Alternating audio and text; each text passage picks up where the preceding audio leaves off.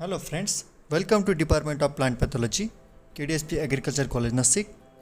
In previous lecture, we have studied mango malformation and powdery mildew of mango, their causal organism, their symptomatology and their management. Today, we were going to study mango dieback and its management. Dieback of mango caused due to Botrytis theobromii or Lecidiplodia theobromii. In Uttar Pradesh, 30 to 40% of roadside and other plantations are affected due to this dieback of mango.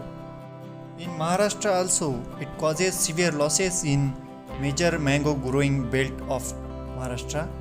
That means in Konkan region, it causes 30 to 40% of losses due to only this dieback. You can see the symptoms of this disease in this image. This disease is characterized by dying back of twigs from tip to downwards, and this is particular mass of identification of this dieback of mango. Barks are discolored and dark due to infection.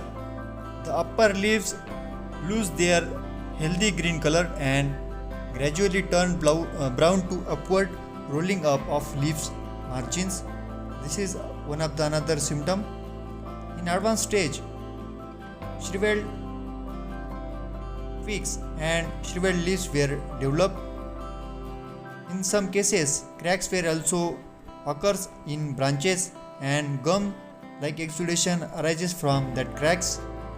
In fruits, the pericarp dark near the base of pedicel and whole fruit completely dry and become black within 2 to 3 days. This is the gummy secretion after the infection of this mango dieback, and on that gummy secretion certain type of molds were attract, certain type of insects were also attract, and due to this paste, this disease can be transferred from infected portion to the healthy portion. On fruits also, it causes severe symptoms, that means drying of fruits, browning of fruits near the pedicel. Here you can see the image, brownish color or dark black color showing the phase of rotting. So these are all the symptoms of this mango dieback. Now we will see management of mango dieback. For management of mango dieback, we have to use all integrated disease management practices. That first is cyan wood selected for propagation through grafting should be free from infection.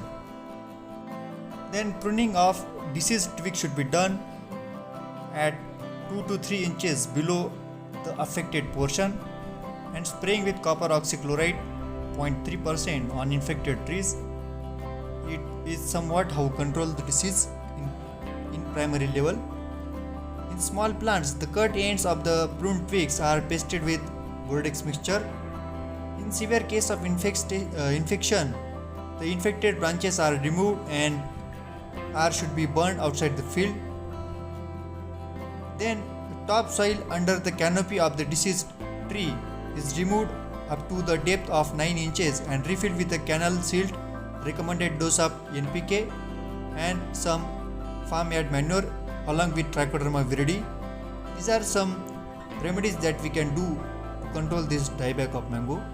In nursery, any affected portion should be immediately pruned, and all that pruned area should be treated with copper oxychloride, and nursery plants should be drenched with some fungicides like propiconazole to kill the spores which were present inside the soil. So in that way we can control this disease at primary level. So that's all about mango dieback. This disease also causes infection to the fruits, and for that purpose we have to also use proper care while harvesting such mango crop.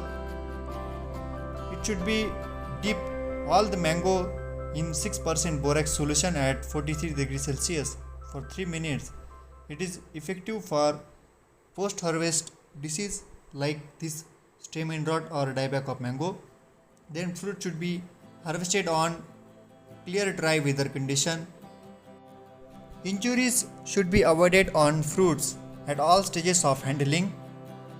So these are all methods that we can use to avoid such post-harvest losses of this mango crop. Thanks for watching this video. In next lecture we will study another diseases of mango and their management.